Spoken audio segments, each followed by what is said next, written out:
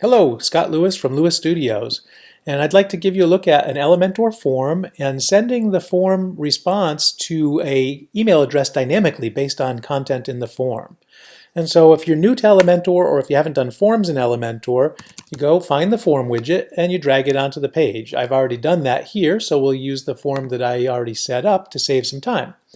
And the default form is very simple. It's name, email, and message. I've added one more field here, which is a select or a drop-down type field for a topic for the message, and we'll take a closer look at that in a moment. But that's my basic form, name, email, topic, message, right? And in Elementor, after the form is submitted, there are actions that can be taken, and there are actually quite a few here. You can add them to a MailChimp mailing list or an active campaign or a drip campaign. You can redirect them to another page. You can trigger an Elementor pop-up. Lots of actions. Today we're just using two, email and email to.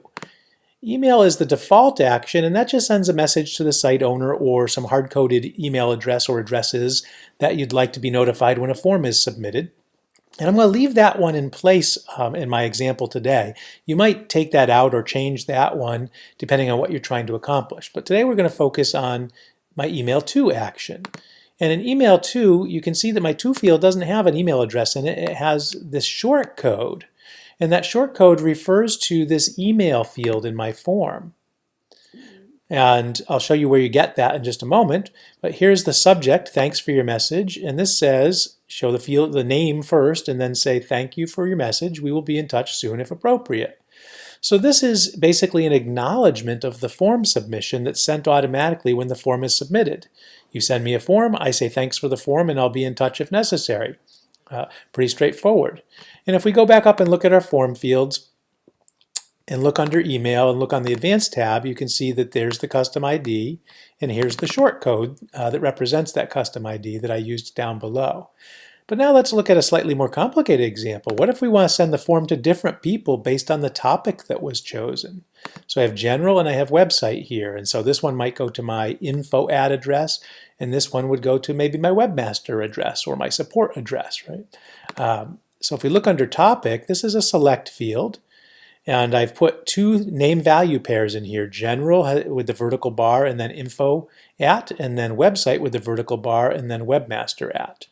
And over on the advanced tab, I've named it topic. Names have to be unique on this page. In this case, I know that is.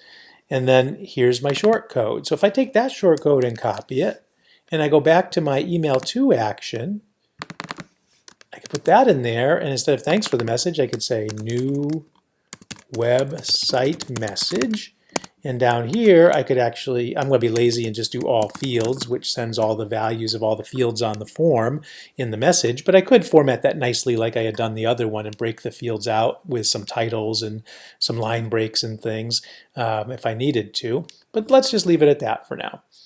And so now I'm going to do an update here. That'll take just a second. Then I'm going to go to my page.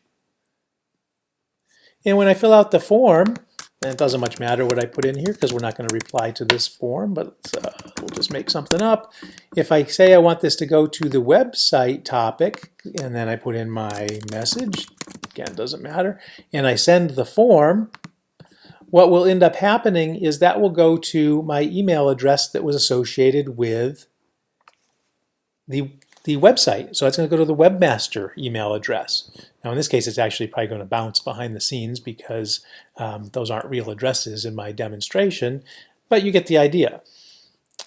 And so if you need to dynamically address your email notifications for your Elementor forms to either the address that the recipient or that the form submitter supplied or to an address based on something that was chosen on the form, you can see there how to do it. Now you don't have real complex conditional rules and things that you would have with some of the higher end form plugins, but you do have the ability to do dynamic addressing that many people don't know exists in these Elementor forms. So I hope that was helpful to you, and we'll be sharing more tips in the future.